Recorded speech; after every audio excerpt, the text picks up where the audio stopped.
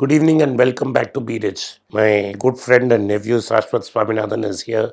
He's on a break from college, so we thought we'll have a chat. And today he has some interesting topic for us to discuss. In fact, he has two. So let us dive right in. So what do you have for us, Saraswat? So the first topic I want to talk about is the Jerome Powell address, the Fed address, where he talks about what he thinks of inflation and what is happening in America. And the second topic I want to talk about is the European energy crisis, which doesn't seem like a crisis now, but definitely might be a crisis in the next year. So What did Jerome Powell say? So Jerome Powell basically said it's going to be a 50 basis point increase instead of a 75 basis point increase. Okay. And he mentioned there were three things which he mentioned were indicators, main indicators for the Fed right now, which they were concerned about. One, core good prices, they need to keep falling. Number two, he said that the CPI and PCE, The consumer price index. personal consumption expenditure, that inflation has to go down. The housing component, especially in that, and your CPI has to go down as well. But within the CPA, has he talked about the core inflation? Yeah. So the core inflation. So if you analyze American inflation, you'll see that the three main factors which are driving it are transportation, one, shelter inflation, the other one, and then medical care. And what is being said is that medical care is a statistical spike. It's just noise, not an actual signal. But when it comes to shelter, it's being pushed up by wages because rent is increasing.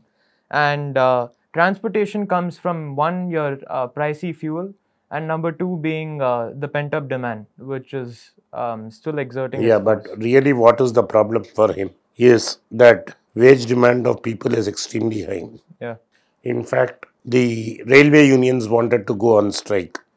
Joe Biden had to request the Congress and the Senate to pass a bill quickly so that they cannot go on a strike. The railroad workers are unhappy with the pay raise they have got. America is caught in a quixotic situation. The high paying jobs are being cut.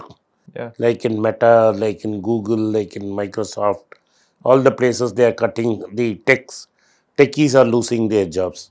These are relatively high paying jobs. But there is nobody to do the low end jobs, like the restaurant service, Yeah. Amazon package handling. These kind of people are simply not coming. And so there is pressure on wages. So the low end wage demand is extremely high. One day after he spoke, came the jobless counts. It was much less than what they thought it would be. Yeah. So the jobs are still very strong in America. Correct. That means wage pressure is going to still very high. Yeah. And so wages is what sets inflation expectations, sets wages. Yeah. And if wages, if inflation has moved from goods into wages, Definitely. it will definitely put pressure. Yeah.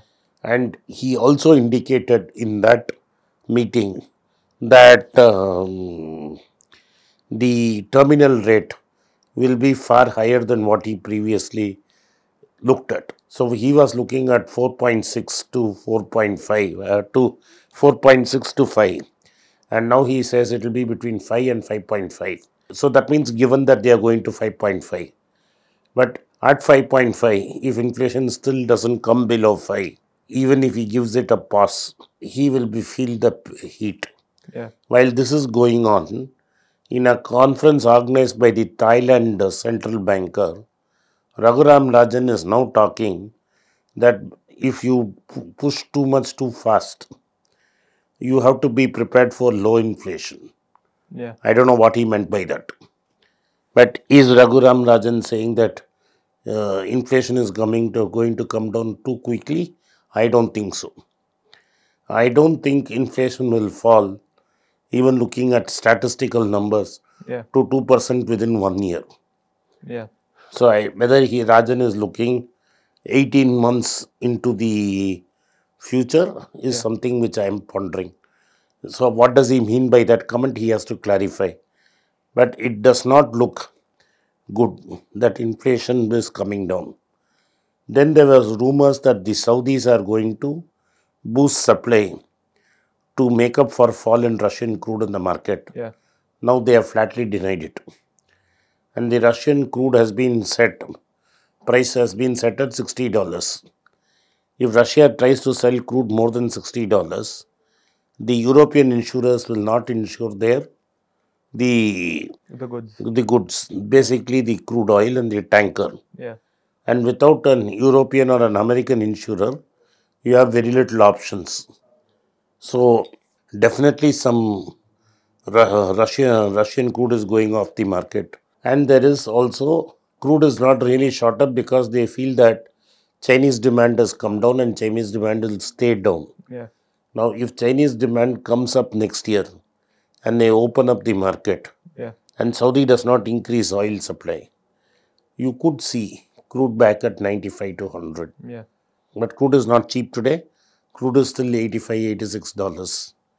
And it is still for the importers of oil Yeah. like India extremely tough. So crude is going to determine the direction of inflation. Yeah. So I don't think Joe Biden is going to get relief from falling crude prices, and maybe the falling rent and real estate prices will help him. Yeah. But I did read somewhere, even if there is no inflation between now and December, now and March, inflation will still be at 6%. So if he's cut it down from 0.75 to 0.5, Yeah. I do not know whether he can bring it down to 0.25 next time. So Yeah. if he does 2.5s, then we are looking at 5.25 to 5.5 very quickly. Yeah. And he may need to push it to 6. And these are levels at which something has to give. Because America has been operating for a long time between 0 and 2. Yeah. And now if you are going to if Fed rates go to 6, you are going to have mortgages at 8 and 9. Yeah. That will destroy the Housing market market. and the other allied market. And how America reacts to that is something I would like to watch. Yeah.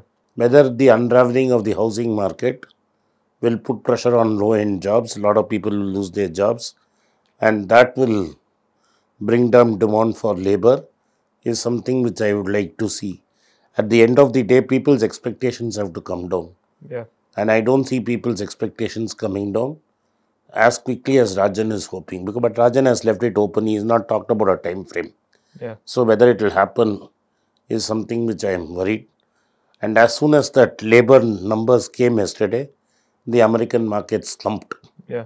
The American markets have been on a 2-month back-to-back increases, which has also filtered into Indian markets, which have hit an all-time high. Some reality check is required, because if the market keeps on increasing at every turn, Yeah. that means there is too much liquidity sloshing around. The funny thing is, they called the 50-point hike dovish. Huh. They said that Powell was being slightly dovish. I don't see what's so dovish about Fed chair saying that he's going to increase interest rates by 0.5. Yes, that's what I'm saying. That's hawkish in its nature. Jason Zweig said, Yeah. I've never seen such a rally when inflation is at 7.7. Yeah. And interest rates are being actively hiked. So all this means is there's liquidity sloshing. Yeah. The Fed has to remove more punch Froth from from the top. froth from the top. And so tightening has a long way to go. There's also another figure. So the 2-year and 10-year yield curve, if you look at it, it's still inverted. Yeah. And recently it fell by 0.78 points, 0.78%. And it's the largest gap since 1981. Yes. You can look at it as two things. Yeah. One, that the rates have peaked and inflation has peaked and recession is imminent. Yes. But this also is a clear indicator that the market is misreading the situation. Oh, you think Because it's misleading? this is my opinion. The bond market or The bond market. Okay. Because they believe that the pain is over. Because the short-term rates are rising, Correct. long-term rates are not rising. Correct. I don't think it will be such a quick end to inflation. That is, if 2% is held as sacrosanct, I don't think we are going to come to 2% in anytime soon. That's next 6 months. I don't think 2% is around the corner.